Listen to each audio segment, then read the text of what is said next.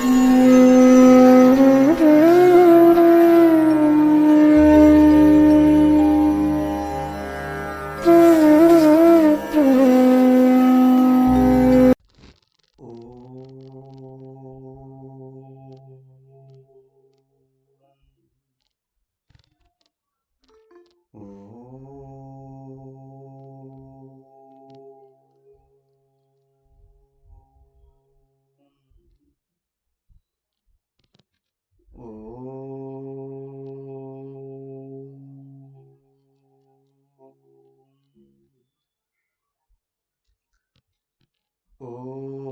సహనావవతు సహనౌ భునక్తు సహ వీర్యం కరవావహై తేజస్వినావధీతమస్తు మా విద్విషావహై. ఓం శాంతి శాంతి శాంతి. ఓం గురుర్బ్రహ్మా గురుర్విష్ణుః గురుర్దేవో మహేశ్వరః గురురేవ పరం బ్రహ్మ తస్మై శ్రీ గురవే నమః. ఓం ప్రపన్నపారిజాతాయ స్తోత్రవేత్రైకపాణయే జ్ఞానముద్రాయ కృష్ణాయ గీతామృతదుహే నమః. హరి ఓం.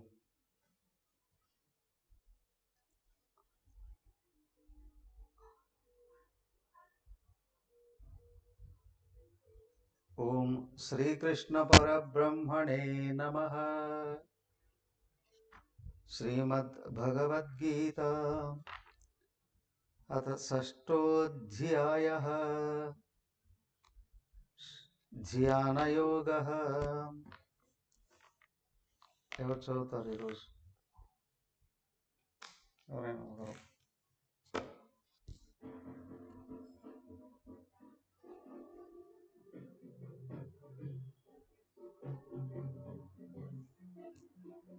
శ్రీభగవానువాచ అనాశ్రితః కర్మఫలం కార్యం కర్మ కరోతి యః స సన్యాసీ చ యోగీ చ న నిరగ్నిర్న చాక్రియః.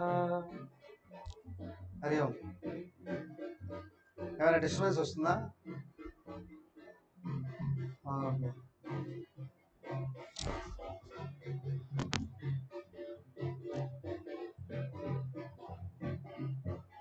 గీతాచార్యుడు శ్రీకృష్ణ పరమాత్మకు నమస్కరిస్తూ శ్రీమద్ భగవద్గీత అధ్యయనం మొదలు పెడుతున్నాం. 5 అధ్యాయాలు అయిపోయింది కాబట్టి అథ అన్నారు. ఇప్పుడు 6వ అధ్యాయం మొదలు కాబోతుంది. ఈ అధ్యాయం పేరు ధ్యాన యోగం మరియు ఆత్మ సంయమ యోగము కూడా. ఆత్మను గుర్తుంచుకొని మనసుని ఆపివేయడాన్ని ధ్యానము అంటారు. అవునా? మనసును నిగ్రహించుకుంటూ బుద్ధితో సమర్థవంతంగా వ్యవహరించడాన్ని ఆత్మ సంయమ యోగము అంటారు.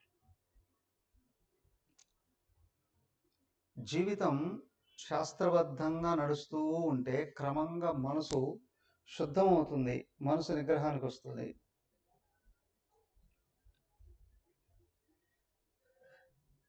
శాస్త్ర పద్ధతిని వదిలి ఇష్టానుసారంగా నడిచేటువంటి వాడికి బుద్ధి మందగిస్తుంది, మనసు వేగం అందుకుంటుంది. తరచూ అపజయాలు నడుస్తూ ఉంటాయి, సంభవిస్తూ ఉంటాయి.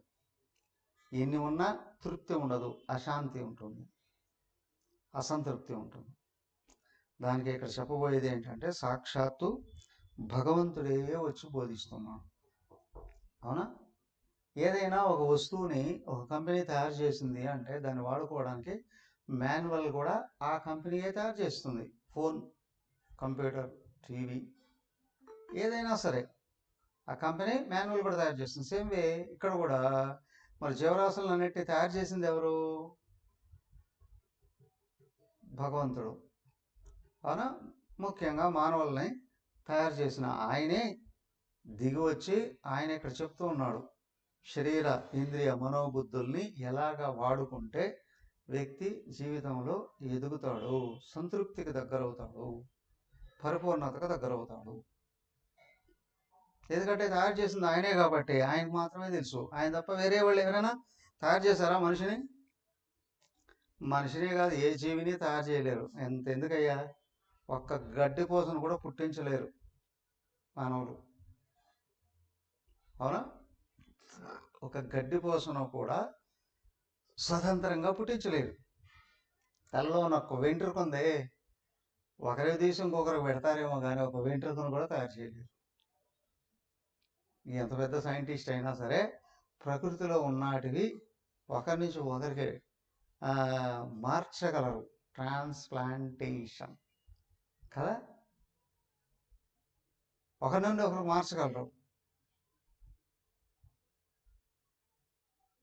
కానీ స్వతహాగా ఏది తయారు చేయలేరు.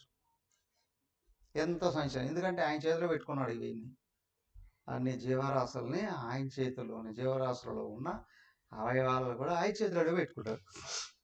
ఆయన మాత్రమే తయారు చేయగలరు. కాబట్టి ఆయన తయారు చేసిన ఈ మానవ జీవితాలని, అవునా, మానవుడు వాడుకునే శరీర ఇంద్రియ మనోబుద్ధుల పరికరాలని ఎలాగా వాడుకోవాలి అనేటువంటి విషయం కూడా ఆయనే తెలియపరిచాడు కదా. అదే భగవద్గీత తెలియవలసింది. ఎలాగా, ఏం తయారు చేశాడండి అని చెప్పడానికేమో వేదాలన్నీ చెప్పాడు. ఏమేమి తయారు చేశాడు, ఏమేమి తయారు చేశాడు, ఎలా తయారు చేశాడు, ఎలా నడుపుతూ ఉన్నాడు, అన్ని విషయాలు వేదాల్లో చెప్పారు. వాటిని వేదాల సారమే ఉపనిషత్తుల్లో బోధించారు. ఉపనిషత్తుల యొక్క సారాంశం ఏదైతే ఉందో అది భగవద్గీత. సంపూర్ణ శాస్త్రము భగవద్గీత. భగవద్గీతలో 18 అధ్యాయాలు, 700 శ్లోకాలు ఉన్నాయి. వీటిలో అన్ని విషయాలని కూలంకషంగా ఆయన తయారు చేశాడు, పరిపూర్ణంగా తయారు చేశాడు. ఏమండి, ఎలా ఉన్నాయండి? దాంట్లో మొదటి అధ్యాయంలో ఒక్కొక్కటి ఒక్కొక్క రకంగా చెప్పుకుంటూ వస్తే, మొదటి అధ్యాయం ఏమో అధికార నిర్ణయం అండి అన్న. అవునా, భగవద్గీత వినడానికి వ్యక్తికి అర్హత ఏముండాలి అని చూపించారు కదా. ఏముండాలి? ఒకే మాట అన్నాడు, జీవితంలో విజయాన్ని సాధించాలి అనుకున్నటువంటి వాళ్ళు, ప్రశాంతత పొందాలి అనుకున్నటువంటి వాళ్ళు భగవద్గీతను అధ్యయనం చేయండి. భగవద్గీత చదవండి కాదు, ఎక్కడ పడితే అక్కడ జరుగుతున్నాయి పారాయణాలు కూడా కదా. సామూహిక పారాయణాలు 100 మంది, 1000 మంది, 10,000 మంది, 1,000 మంది పారాయణాలు చేస్తే తాత్కాలికంగా అప్పటికప్పుడు కొంచెం శాంతి కలుగుతుంది, అంతకంటే పెద్ద లాభమే ఉండదు. అవునా? పక్షులు కూడా, కొన్ని రకాల జంతువులు కూడా నేర్చుకొని పఠిస్తాయి, అందుకంటే పెద్ద ఏమి ఉండదు. కానీ లోపలికి వెళ్ళి దాని యొక్క జ్ఞానాన్ని అధ్యయనం చేస్తూ 20 నిమిషాలు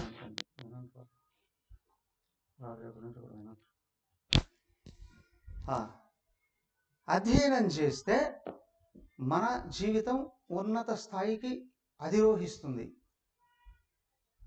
భగవద్గీత పారాయణం మాత్రమే కాదు, భగవద్గీత అధ్యయనం అండి అన్నారు. అవునా, ప్రార్థన శ్లోకం చెప్పారు చూడండి, అంబా త్వామనుసందధామి, నిన్ను అనుసరిస్తాను తల్లి, అనుసంధానం చేసుకుంటాను తల్లి, అధ్యయనం చేస్తాను తల్లి కదా. అధ్యయనం అంటే అది అయనము, అధిగమించి ప్రయాణించడం. ఏం అధిగమించాలండి? కేజీ టు పీజీ ఒకే క్యాంపస్ స్కూల్లో చేర్పించేస్తారు. ఫస్ట్ ఎల్కేజీలో చేర్పిస్తారు, ఇంకా ప్రీ ప్రైమరీ కూడా, ప్రైమరీ ప్రీ ప్రైమరీ కూడా. అక్కడి నుంచి ప్రతి సంవత్సరం ఒక క్లాస్ అధిరోహించాలి. అవునా, పీజీ వరకు వెళ్ళాలి, తర్వాత పిహెచ్డి చేయాలి. అవునా, అలాగే ఇక్కడ కూడా నేను భగవద్గీత లోపలికి ప్రవేశించామంటే అధ్యయనం చేయాలి. ఏంటండి, ఎట్లా అండి? మొదట పారాయణ చేయడం నేర్చుకోవాలి. వినేవాళ్ళకి మీకు అందరికీ వచ్చా పారాయణం? భగవద్గీత ఓపెన్ చేసుకోండి వీడియో, మీకు కనిపిస్తూ ఉంటే మీకు ఏదో అవసరమో తెలుస్తుంది. భగవద్గీత పారాయణం అందరికి వచ్చా? లేకపోతే సంప్రదించండి, స్పెషల్గా ఒక క్లాక్ పెట్టుకొని నేర్పిస్తా. ఓకేనా? ఓకే, మొదట పారాయణం నేర్చుకోవాలి, అయిపోలేదు. తర్వాత భగవద్గీత యొక్క అర్థాలు తెలుసుకోవాలి. దానికంటే ముందు శ్లోకాలు, సంస్కృతం పద విభజన నేర్చుకోవాలి. దాంట్లో 2 వాక్యాలు ఉంటాయి ఒక శ్లోకానికి. ఒక్కొక్క వాక్యానికి దాదాపు 2 నుండి 8 పదాలు ఉంటాయి. 2 కాదు, 4 నుండి 8 పదాలు ఉంటాయి. ఒక్కోసారి 10 పదాలు కూడా ఉంటాయి. ఎలాగ విడదీయాలనో తెలుసుకోవాలి. విడదీసిన తర్వాత 10 పదానికి అర్థం నేర్చుకోవాలి. అవునా? అర్థాలు వచ్చాయండి సరిపోదు, అన్ని అర్థాలను కలిపితే భావం ఉంటుంది. అవునా? అది కూడా తెలుసుకోవాలి. అంతటితో సరిపోదు, దాన్ని మన జీవితంలోకి ఎలాగా సమన్వయం చేసుకొని అనుసరించాలనో అది అత్యంత ముఖ్యం కదా. లోతైన భావాన్ని గ్రహించి జీవితంలోకి ప్రవేశపెట్టుకుంటే జీవితంలో అనేక రకాలుగా కష్టాలు తొలగించుకోవచ్చు, అవసరాల్ని సంపాదించుకోవచ్చు. అంతేకాదు, బయటే కాదు, లోపల కూడా అనేక రకాల స్థాయిలు ఉన్నాయి. ఒక్కో స్థాయి నుండి ఇంకో స్థాయికి, ఒక్కో స్థాయి నుండి ఇంకో స్థాయికి అధిగమించేది ఎట్లా నేర్చుకోవచ్చు. ఉత్తమ గతిలో ముందుకు వెళ్ళచ్చు. అవునా? అలాగే దీన్ని అంతటినీ కలిపితే ఏమన్నారు? అధ్యయనము అని. భగవద్గీత అధ్యయనం పూర్తయింది అని అంటే ఏమిటయ్యా ప్రయోజనం? అక్కడ మొదట్లోనే చెప్పారు, భగవద్గీత అధ్యయనం చేయాలంటే అర్హత ఉండాలి. అర్హత, ఆసక్తి. అవునా? అర్హతను అక్కడ చెప్పారు, సాధనా చతుష్టయ సంపద అని.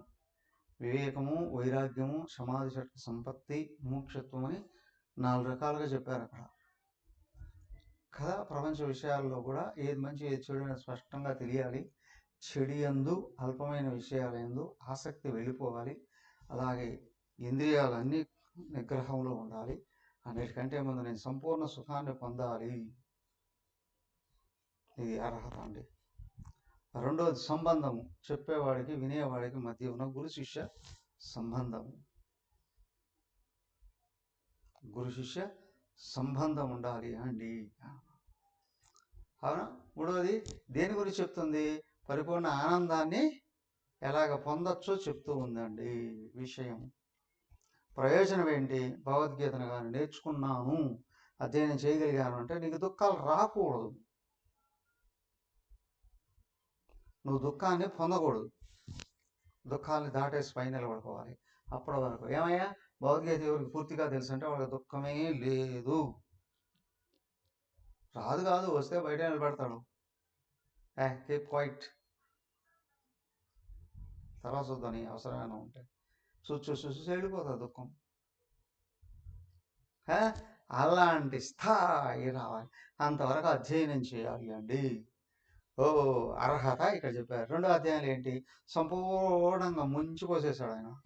మొదట నీకు అర్హత ఉందా లేదా చూసాడు. 2 శరణాగతులు అయ్యావా భగవద్గీత కోసం? అయ్యా ఇక్కడ చెప్పేవాడు భగవంతుడే అని నమ్మకం ఉండగలగాలి. వినేవాడు నేను కూడా ఆయన అంశనే అయి ఉన్నాను, ఆ స్థితిని పొందాలి అనే కోరిక కలిగి ఉండాలి. అవునా? సో కాబట్టి ఇక్కడ ఏంటి, ఆయన సపోజ్ చెప్పేసాడు ఏంటంటే ముందు గురువు శరణాగతి పొందు అని చెప్పేది పూర్తిగా నిజమని నమ్ము, దాని స్లోగా ఆయన చూపించిన విధానంలో ఆచరించు. అప్పుడు ఏం చెప్తున్నాడు అయ్యా ఆయన? ఏం చెప్తున్నాడు? ఇదిగో ఒకే మాట గుర్తుంచుకో. రెండో అధ్యాయం చెప్పాడు ఏమని? బాబు నువ్వు దేహానివి కాదు, పరమాత్మ అయి ఉన్నావు అని. తత్వం అసలు నేను ఇంత గొప్పవాడిని అని చెప్పేవాడు బోధకుడు కాదు, గురువు కాదు. నేను ఎన్ని సంవత్సరాలు కష్టపడితే ఇంతగా చెప్పగలుగుతున్నాను అనేది కాదు. అరే బాబు నేను దీన్ని ఆచరించి అనుసరించి తెలుసుకున్నాను. విషయం ఏంటంటే నేను దేహం కంటే అన్యంగా ఉన్న సచ్చిదానంద స్వరూపం పరమాత్మని. సో వాట్, నువ్వు కూడా అదే. అర్థమైందా? నువ్వు కూడా పరమాత్మవే అయ్యున్నావు, తెలుసుకో. ఇది ముఖ్య ఉద్దేశ్యం అండి. భగవద్గీత అధ్యయనం చేయడానికి ఉద్దేశం ఏంటంటే నేను భగవంతుడినే అయి ఉన్నాను అనేటువంటి విషయాన్ని తెలుసుకోవడం కొరకు భగవద్గీత అధ్యయనం చేయాలి. అర్థమైందా? సో కాబట్టి ఏంటయ్యా, ఆ విషయాలు ఎన్నో ఉంటాయి. కానీ ఏంటంటే నువ్వు పరిపూర్ణంగా భగవంతుడిని అందుకోవడం కొరకు భగవద్గీతను అధ్యయనం చేయగలగాలి. అదే చెప్పాడు, ఆత్మతత్వం గురించి చెప్పాడు. అయ్యా మరి దీన్ని ఎలా కనుక్కోవాలండి, మరి నాకు తెలియలేదే అంటే, నువ్వు చాలా జన్మల నుండి దేహాన్ని అని అనుకుంటున్నావు. ఇప్పుడు ఇదిగో భగవంతుణ్ణి అని అనుకుంటూ తెలుసుకుంటూ ఆచరించు. ఏం ఆచరించాలండి? ఇన్ని రోజులు నేను దేహాన్నే నాకు ప్రపంచం కావాలి అని అనుకున్నాం. కోటి విధులు కూటి కొరకేనండి. ఏమయ్యా, ధర్మార్థ కామాల కొరకే. అందరూ అర్ధకామాల కోసమే పనులు చేస్తారు. సంపదలు వాటిని ఎట్లా అనుభవించాలి, భోగాలు కదా. ఇంకొంచెం ముందడుగు వేసినటువంటి వాడు ధర్మంగా సంపాదించాలి, ధర్మంగా అనుభవించాలి. ఏమో దానివల్ల పుణ్యం వస్తుందండి, పై లోకాలకు వెళ్ళొచ్చండి అని. ఓకే, నాట్ బ్యాడ్, బెటరే. కానీ అంతటితో సరిపోదండి కదా. నాకు దేవుడే కావాలి అని అనుకున్నట్లయితే నాకు ప్రపంచం కాదు కావాల్సింది, దేవుణ్ణి పొందాలి. నేను ఒకరు అడిగారు చూడండి, స్పందన మేడం అడిగారు, స్వామీజీ మరి కర్మఫల ఆసక్తి లేకపోతే ఎట్లాగా జీవిస్తారు? ఓకే, ఇక్కడ చూడండి, ప్రారంధం పుష్యతి వపుహు అన్నారు. దేహాన్ని పోషించేది ప్రారంధమే. అవునా? నేను దేహాన్ని ప్రపంచంలో జీవించాలంటే కష్టపడి సంపాదించుకుని అనుభవించాలి అని అనుకుంటాం. ఓకే, నాట్ బ్యాడ్ థింగ్, దాన్ని వదలకూడదు ఎప్పుడు. కానీ నాకు ముక్తి కావాలి అని అనుకున్నాడు అనుకోండి, వాడికి ఇక్కడ చెప్తారు ఏంటంటే, ఈ దేహం పుట్టినప్పటి నుంచి పోయేంత వరకు ప్రారంధం అనేది వెంట పెట్టి పంపించేశారు. నేను పోషించేది ప్రారంధమే. నీకు 100 కోట్లు ఉన్నా ప్రారంధాన్నే తింటావు. నీకు 5 పైసలు లేకపోయినా కూడా ప్రారంధంలో ఉంటే ఖచ్చితంగా వస్తుంది. ఇంటి నిండా వంట చేసి పంచభక్ష పరమాన్నాలు పెట్టినా నీ ప్రారంధంలో మాత్రమే నువ్వు అనుభవిస్తావు. అవునా? చక్కగా జీడిపప్పు వేసి పాయసం చేసి పెట్టారండి, నీకు షుగర్ ఉంది, ఏది తింటావు? ఆవిరి పీల్చుతావు అంతే. ఏదో 1 స్పూన్ 2 స్పూన్లు తింటావు, అంతకంటే ఎక్కువ తినలేవుగా. సో కాబట్టి ఇక్కడ ఏంటంటే, నీ ఇంట్లో అన్నీ ఉన్నా నువ్వు తినేది మాత్రం ప్రారంధమే. మరి ఇప్పుడు చేసినట్టన్నీ ఏమవుతాయండి తర్వాత జన్మలో? నాకు ముక్తి కావాలండి, అయితే వాటి మీద ఆసక్తిని వదిలేసి దేవుడి మీద ఆసక్తిని పెంచుకో.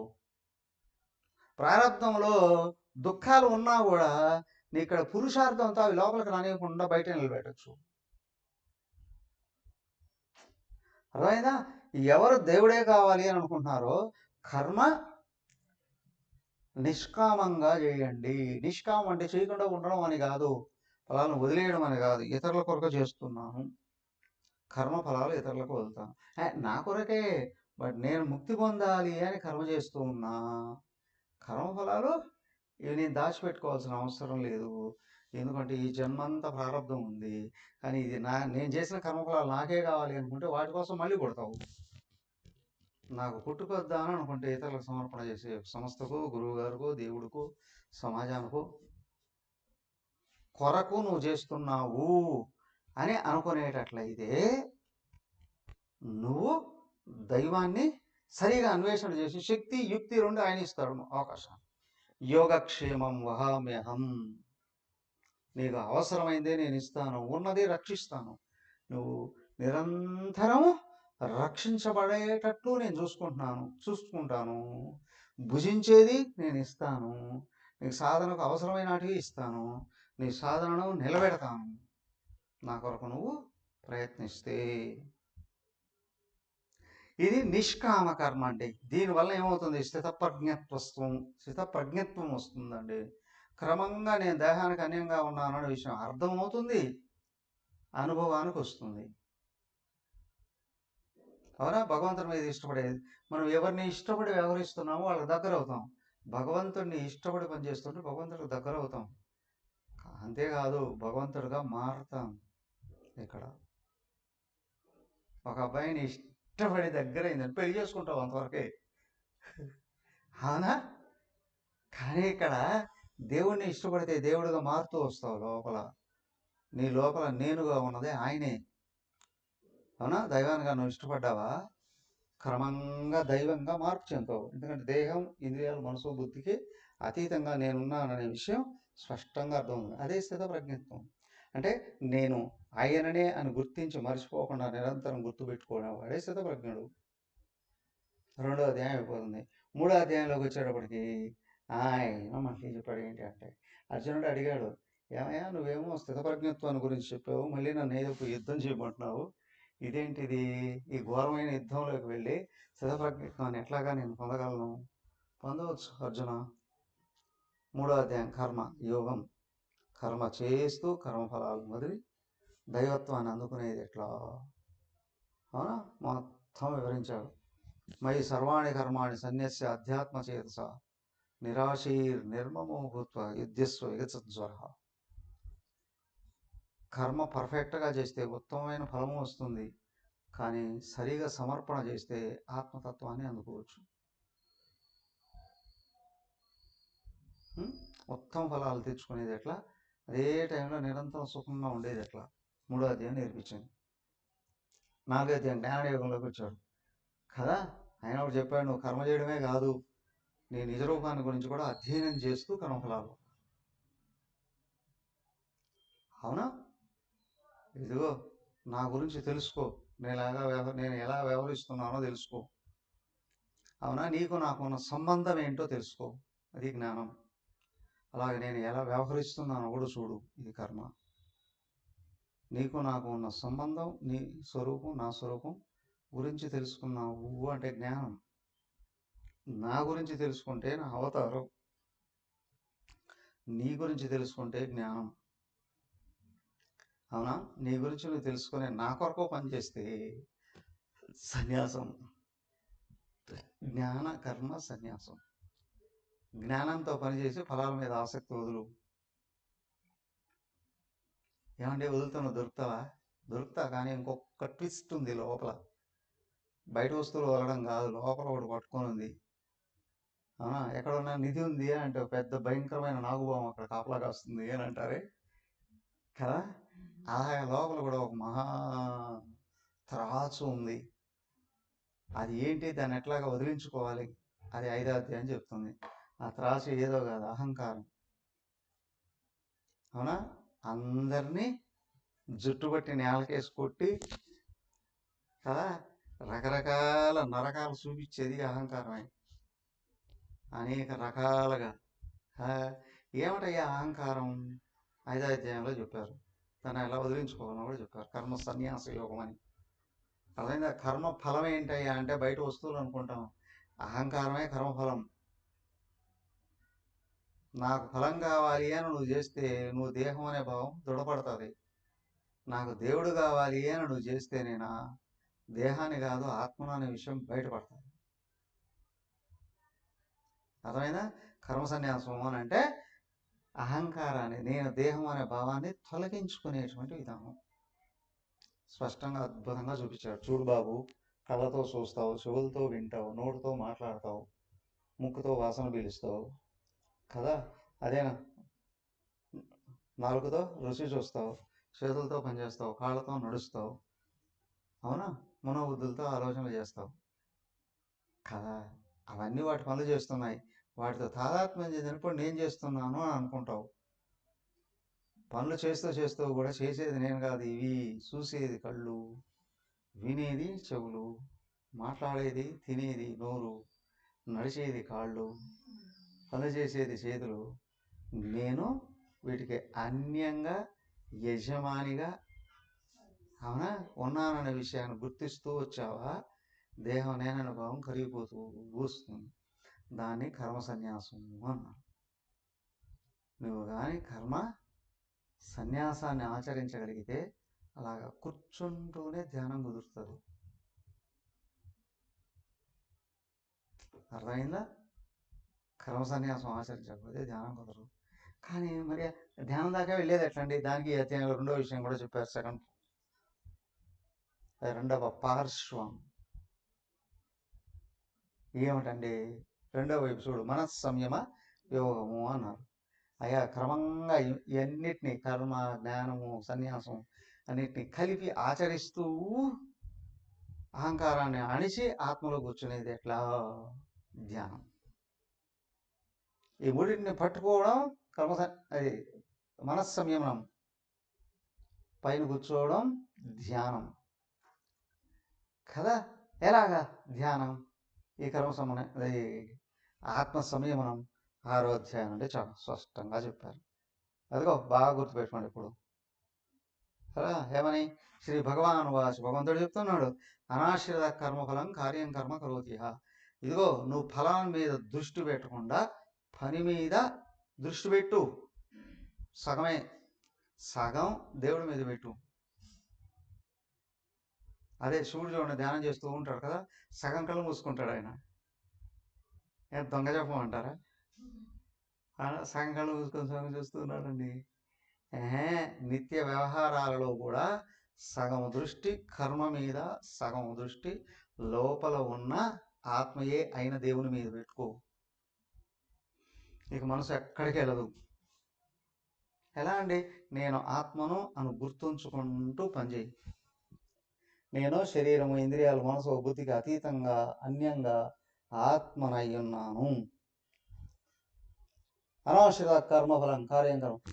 కర్మఫలం వస్తుందయ్యా నువ్వు చేస్తే నువ్వు ఎంత కర్మ చేసావు అంత ఫలం వస్తుంది. రాకపోతే నువ్వు ఊరికే ఉంటావు, ఆ జుట్టు బట్టి వసూలు చేసుకుంటావు. కర్మఫలాన్ని గురించి ఎందుకు ఆలోచన చేసుకుంటావు? దానికి ఏంటి అంటే కర్మ చేసేటప్పుడు కర్మను చూడు, కానీ కర్మ చుట్టూ ఉన్న మనుషుల మీద కానీ వస్తువుల మీద కానీ దృష్టి పోనివ్వకు. కర్మ తర్వాత ఏమవుతుంది, కర్మకు ముందు ఏమైంది ఆలోచించకు. ఏం చేయాలి? కార్యం కర్మ. నువ్వేం చేయాల్సిన అవసరం ఉందో చేయి. స్టూడెంట్ చదువు, మంచి ప్రవర్తన పెంచుకో, మంచి జ్ఞానం పెంచుకో. ఏం చేయాలి? వ్యవసాయదారుడు వ్యవసాయం మీద దృష్టి పెట్టు. ఉద్యోగస్తుడు నీ పని మీద దృష్టి పెట్టు. ఆర్మీలో సోల్జర్ దేశాన్ని రక్షించు. ప్రతి ఒక్కరికి ఎవరి పనులు వాళ్ళకు ఉంటాయి, అవి చెయ్యి. ఆ పనుల వల్ల సంపదలు వస్తూ ఉంటాయి, అనుభవించు కదా. ఆరాటం వద్దు ఫలాల మీద, పని మీద దృష్టి పెట్టి సగం లోపల ఆత్మ మీద పెట్టు. సన్యాసి. కర్మ చెయ్యని వాడు సన్యాసి కాదు. కర్మ చేసి ఫలం మీద ఆసక్తిని వదిలి తను గుర్తుంచుకున్నవాడు సన్యాసి. ఆయన సహయోగి. అతను యోగి. కళ్ళు మూసుకొని కూర్చొని ఉండేవాడు యోగి కాదు. అవునా? యోగి ఆయన ఎవరు తెలుసుగా? ఇప్పుడు యోగి అంటే ప్రపంచానికి అందరికీ తెలుసు. ఎవరు? యోగి ఆదిత్యనాథ్. ఆదిత్యులాగా వెలిగిపోతున్నాడండి. ఆయన పని చేయకుండా కూర్చుంటున్నాడా? రోజుకి 20 గంటలు పని చేస్తున్నాడు. సహయోగి. చేయాల్సింది చెయ్యి. అయిపోయింది, మళ్ళీ ఇంకోటి పట్టుకో, అయిపోయింది ఇంకోటి పట్టుకో, అయిపోయింది ఇంకోటి పట్టుకో. మేల్కొన్నంత వరకు పని చేస్తూ ఉండవయ్యా. పనికి ముందు ఆలోచన చేయి, పని మీద దృష్టి పెట్టి పని చేయి. పని అయిపోయిన తర్వాత వదిలేయి, ఇంకొక పని పట్టుకో. అవునా? అంతేగా నా నిరగ్నికి అంటే సంధ్యావందనాది కర్మలు వదిలేసి ఎర్రబట్టలు కట్టుకున్నవాడు సన్యాసి అని, ఏ పనులు చేయకుండా కళ్ళు మూసుకొని కూర్చున్నవాడు యోగి అని కాదయ్యా. అర్థమైందా? నేను ప్రశ్నలు అడిగారు చూడండి, డౌట్స్ వచ్చాయి. క్లియర్? అవునా? దాని ఇంకా ఇదంతా ఇంట్రడక్షనే, ఇంకా కొనసాగిస్తున్నారు. శ్లోకం చదివేసుకులేద్దాం చూడండి. యం సన్యాసమితి ప్రాహు యోగంతం విద్ధి పాండవ నహ్య సన్యస్త సంకల్పః యోగే భవతి కశ్చన. యం సన్యాసం ఇది ప్రాహు, దేనిని సన్యాసం అని అంటారో, తం యోగం విద్ధి అర్జున. పాండవ, ఓ పాండుకుమార, దేనిని సన్యాసం అంటామో అదే యోగం. యోగం వేరు, సన్యాసం వేరు కాదు. యోగి కానివాడు సన్యాసి కాలేడు, సన్యాసం తెలియని వాడు యోగి కాలేడు. అవునా? యోగం అన్నా సన్యాసం అన్నా ఒకటే. కానీ భాగ్యంగా కనిపిస్తే కాషాయస్త్రాలు వేసుకో ఉన్నాడు సన్యాసి, బట్టలు వదిలి తిరిగేవాడు యోగి. చేయాల్సింది చేసి తనలో తను కూర్చో ఉన్నవాడు యోగి, ఆయన సన్యాసి. ఏమో వదిలేసావయ్యా? ఏమో వదిలేసావు కాదు, దేహం అనే భావాన్ని వదిలేసిన వాడు సన్యాసి. ఆయన ఎవరో ఒకసారి మేము చదువుకునేటప్పుడు, వేదాంతం చదువుకునేటప్పుడు కావిడి చేత పట్టుకుని సన్యాసి ఒక ఆయన ఆశ్రమంలోకి వచ్చాడు. మాతో పాటు స్టూడెంట్ ఇంకొక ఆయన కూర్చోబెట్టి అరగంట వాయించి బయటికి తరిమేసి వచ్చేసాడు. ఇదేమిటయ్యా, సన్యాసిని ఎందుకు బయటికి తరిమేసి ఆశ్రమానికి వస్తే? సన్యాసి కాదు గిన్యాసి కాదు, సన్యాసి బట్టలు వేసుకున్నాడు. ఏమైందయ్యా, ఆయనకు 2 పెళ్ళిళ్ళు అయ్యాయట. మళ్ళీ నిరంతరం వాళ్ళు కొట్టుకునేవాళ్ళట. వాళ్ళు పోషించలేడు, దెబ్బలాట మానలేడు. ఆయనకి ఇద్దరిని వదిలేసి సన్యాసి. ఈ సన్యాస ఆయన కాదు సన్యాసి. నేను దేహం అనే భావాన్ని వదిలేసి నేను ఆత్మనాన్ని గుర్తుంచుకొని ఉన్నవాడు సన్యాసి. అదైనా ప్రపంచం మీద ఏ ఆసక్తి లేకుండా చేయాల్సింది చేసి కాంగా కూర్చోమన్నవాడు యోగి. చేయాల్సింది చేసి అయినా. సో కాబట్టి ఏమంటున్నాడు? యోగంతం విద్య పాండవ పాండు కుమార. పండ అంటే పక్వమైన అని. ఏం పక్వమైంది? పండు పక్వమైతే చెట్టు నుంచి రాలిపోతుంది, అవునా? అలాగే నువ్వు యోగం అభ్యసించి ఉన్నా సన్యాసం తీసుకోవాల్సిన అవసరం లేదు. ప్రాక్టికల్గా అదే వచ్చేస్తుంది సన్యాసం. రెండు కూడా ఏంటయ్యా, ఊడిపోవాల్సింది ఏంటి? దేహం నేననే భావం, అహంకారం. అర్థమైందా? నహ్య సన్యస్త సంకల్ప. నువ్వు ప్రపంచం మీద అర్థకామాల ఆసక్తి వదలకపోతే యోగి నభవతి కశ్చన. నువ్వు ఎప్పుడు యోగాన్ని అధిరోహించగలవు. ప్రపంచం మీద అర్ధకామ ఆసక్తి, సంపాదించుకోవాలి, దాచుకోవాలి, అనుభవించాలి, ఈ కోరికలు కానీ పోకపోతే నువ్వు యోగివి కాదు, సన్యాసివి కాదు. ఏమండి, శంకరాచార్యుల వారు డబ్బులు సంపాదించలేదా? చిన్మయానంద డబ్బులు సంపాదించలేదా? వివేకానంద డబ్బులు సంపాదించలేదా? సంపాదించారు, కానీ వాళ్ళు డబ్బుల కోసం పని చేయలేదు. చేయాల్సినట్టు చేస్తుంటే డబ్బులు వచ్చాయి కుప్పలుగా.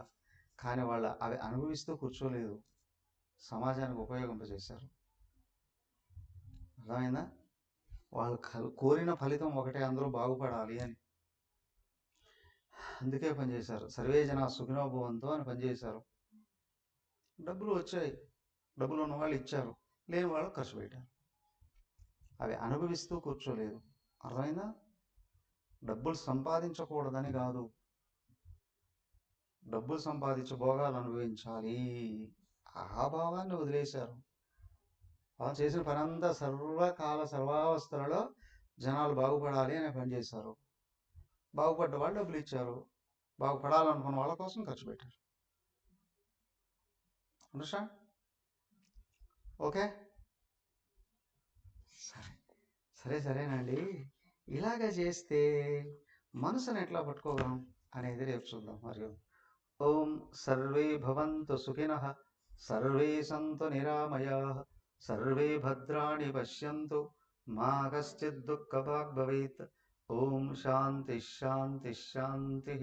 హరి ఓం. శ్రీ గురుభ్యో నమః. హరి ఓం.